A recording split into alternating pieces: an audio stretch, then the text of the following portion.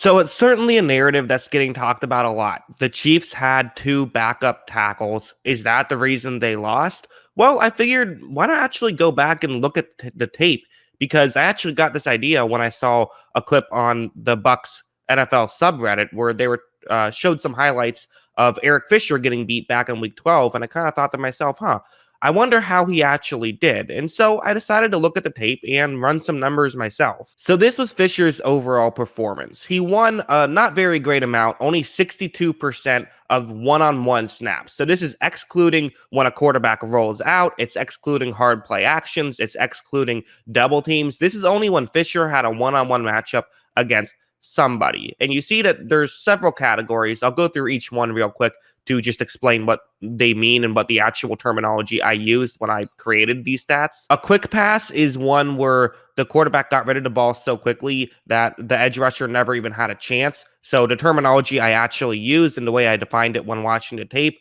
was if there was no offensive tackle in the game, would the defensive lineman have gotten there quick enough to get a sack? If the answer is no, then it's a quick pass. So because then no matter what happens, it wasn't working out.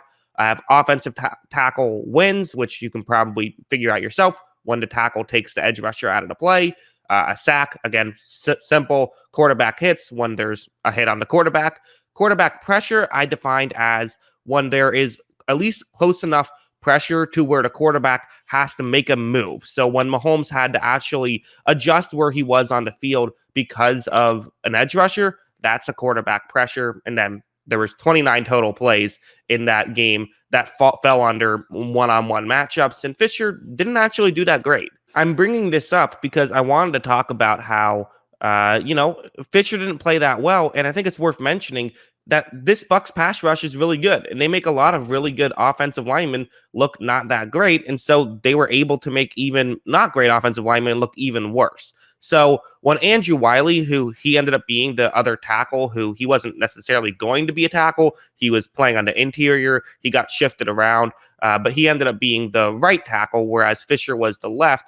They moved Remmers over to left tackle. And I wanted to talk about how well he did, because he was the other tackle. If Fisher was healthy, how would Wiley have, Wiley wouldn't have had to be out there. So you expect him to be a little bit worse, but the hope is that it's not that much worse. However, it was actually better. You look at this, and Wiley won 73.7%, which still isn't great, but it's better than the 62.1% that Fisher won. And you also have, a better percentage if you exclude the short passes, 61.5% for Wiley, which is better than the 52.2% for Fisher. Believe it or not, there actually were more quick passes when, in the Super Bowl than there was Week 12, which doesn't feel like that's the case. But part of that is there was just a lot more one-on-one matchups in this situation, 38 to Eric Fisher's 29. I think that's pretty interesting. Now, it doesn't tell the whole story. Of course, it doesn't tell the whole story, largely because I think there's two major factors. The first of which is just that there was so much shifting on the offensive line because of the injury. It wasn't just like one player comes in and is the backup. They had several guys move around, and that might have actually hurt them. They might have been better off if they just put in a backup and let everyone else try to play their role, because there was pressure from everywhere. It wasn't just one spot. But I did want to bring this up because both of these two guys were the guys that Shaq Barrett was primarily going up against when he played them both times. And I think that, a large part of why you saw that there wasn't as much success and why sometimes the pressure was even more drastic is I think there were a couple of really extreme plays, like when pressure just breaks immediately. And also guys just weren't getting open as quickly, which meant Mahomes had to try and extend plays that he wasn't having to extend Week 12.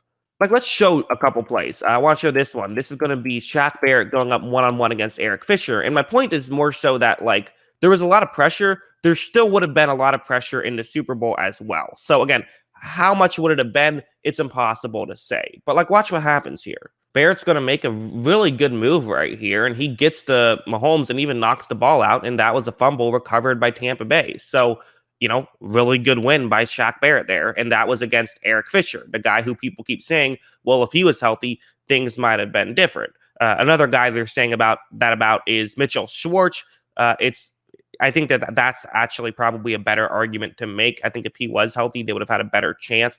But again, it's hard to really say because Schwartz wasn't there for week 12 either. So that was a huge blow. Don't get me wrong. I'm not trying to say it doesn't matter, just trying to put how much it matters into perspective. And also in the Super Bowl, you would see something like this where it's going to end up being what you would think is going to happen is that this is the play action. And it seems like maybe the halfback is supposed to cover Barrett, or maybe the pass is supposed to be thrown. I actually think what really is supposed to happen is the pass is supposed to be thrown so quickly that they're not even worrying about the edge rusher, Shaq Barrett, there. So he's not even getting touched on this one. However, when Mahomes takes this snap, he's going to look and that's not open. And he ends up not getting sacked, but getting pretty close to sacked. So that's kind of my point, is that really there was a lot of pressure in both of these games. Obviously, having your best 5 offensive linemen is going to help more than having, not as many offensive linemen. And you could also argue with the fact that because, Wiley had more one-on-one matchups, it was because they had less help in the interior. And with Vita Vea